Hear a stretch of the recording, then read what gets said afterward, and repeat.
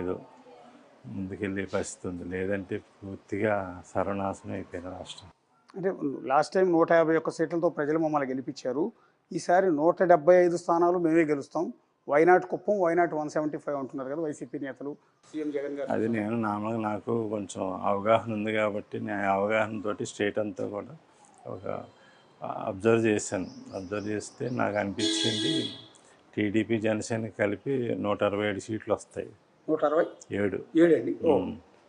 167 సీట్లు. వాళ్ళు సింగిల్ డిజిట్లోనే ఉంటారు, చూసుకోండి. అది ఖచ్చితంగా నా అవగాహన, ఆలోచన. ఓకే, అంటే last time YCP clean sweep చేసిన సీట్లన్నీ ఆల్మోస్ట్ మొత్తం 167 వస్తాయి ఖచ్చితంగా మనకి. 167 అంటే మీరు ఒక స్టడీ చేసినట్టున్నారు.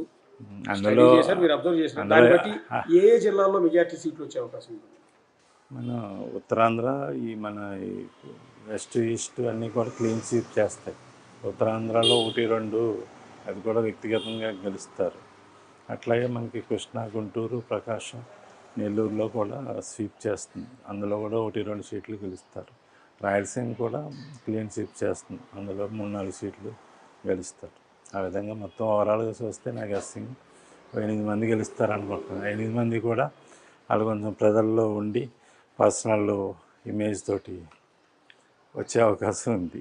ఇప్పుడు షర్మిల గారు కానీ, జగన్ గారు ఇంకో చెల్లె సునీతారెడ్డి గారు కానీ, వీళ్ళిద్దరూ అన్న మీద ఫైట్ చేస్తున్నారు. ఏ రకంగా ఫైట్ చేస్తున్నారు మీరు చూడొచ్చు. రోజు మీడియా ముందుకు వచ్చి మాట్లాడుతున్నారు.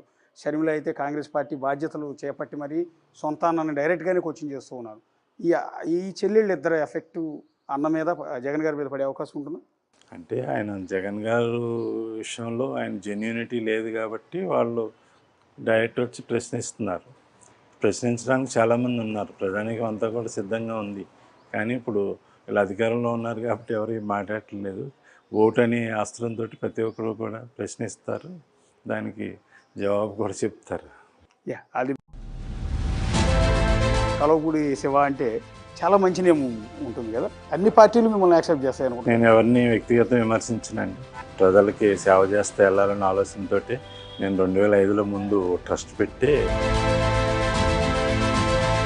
మీరు ఎవరికైతే సీట్ ఇప్పించారో మీ సీటుని ఒక విధంగా త్యాగం చేశారు. ఆ రోజు మీకు ఇష్టమై వెళ్ళారు ఎంపీగా?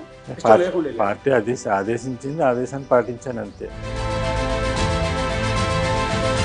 మీరు ఎవరినైతే నమ్మి మీ సీటుని త్యాగం చేసి రాజకీయాల్లోకి తీసుకొచ్చి సీట్ ఇప్పించారో అతనే ఇప్పుడు మీకు వెన్నుపోటు పొడిచినట్టు. రాజకీయం అలాగే ఉంటుందండి.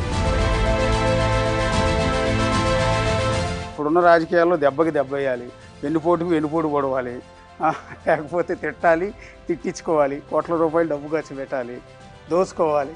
ఇది కాకుండా మీలాగా ఇంత సౌమ్యంగా, ఇంత పద్ధతిగా రాజకీయాలు చేస్తానంటే సస్టైన్ కాగలుగుతారా అని. మా నియోజకవర్గం అయితే నాకు సెట్ అవుతుందండి. ఎందుకంటే అక్కడ ప్రజలందరూ కూడా మంచివాళ్ళు, అందరూ కష్టపడేవాళ్ళు, అందరూ రైతాంగం. చిరంజీవి ప్రజారాజ్యం పెట్టిన 2009లోనూ మీరు ఆ వేవును తట్టుకుని మీరు అక్కడ గెలిచారు. జగన్ వేవును తట్టుకుని మీరు గెలిచారు. అలాంటి వ్యక్తి ఇవాళ టికెట్ కోసం అధిష్టానం ముందుకి వెళ్ళి విజ్ఞప్తి చేసుకోవాల్సిన పరిస్థితి వస్తుందని అసలు ఊహించారు? అన్నీ అనుకుని అన్నీ జరగవు కదా.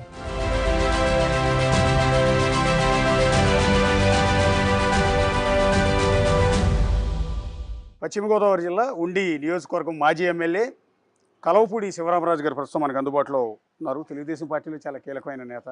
పశ్చిమ గోదావరి జిల్లాలో చాలా కీలకమైన నియోజకవర్గం ఉండి ఆ కాన్స్టిట్యున్సీ నుంచి 2 సార్లు గెలిచారు మీరు. ఈసారి మళ్ళీ బరిలో దిగే ఆలోచన ఏమైనా ఉందా? ఉందండి, ఖచ్చితంగా. 2024లో టీడీపీ